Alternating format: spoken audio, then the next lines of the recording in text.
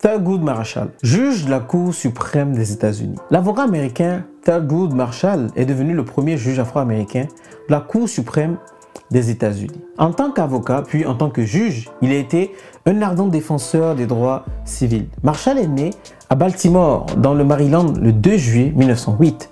Il a fréquenté l'université Lincoln et est sorti premier de sa promotion à la faculté de droit de l'université Howard en 1933. Il a commencé à exercer dans le privé à Baltimore avant de rejoindre le personnel juridique de la National Association of the Advancement of Colored People en 1936, où il s'est spécialisé dans les affaires de droit civil. Il en devient le principal conseiller juridique en 1932. Sur les 32 affaires que Marshall a plaidées devant la Cour suprême, il en a gagné 29.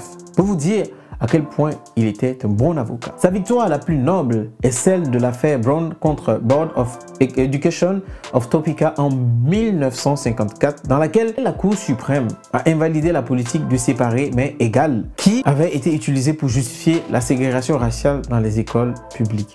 Alors, il a ensuite été juge d'une cour d'appel des États-Unis de 1962 à 1965 et solliciteur général des États-Unis de 1965 à 1967, date à laquelle le président Johnson l'a nommé juge associé à la Cour suprême. En tant que juge libéral de la Cour suprême, Marshall était connu pour sa lutte contre la discrimination, son opposition à la peine de mort et sa défense de la liberté d'expression et des libertés civiles. Il s'est retiré de la magistrature en 1991. Marshall est décédé à Bethesda, dans le Maryland, le 24 janvier 1993. Donc en conclusion, voici ce qu'il faut vraiment retenir de cet homme-là. 1. En tant qu'avocat, il a plaidé avec succès devant la Cour l'affaire Brown contre Board of Education of Topeka, qui a déclaré inconstitutionnelle la ségrégation raciale dans les écoles publiques américaines. 2.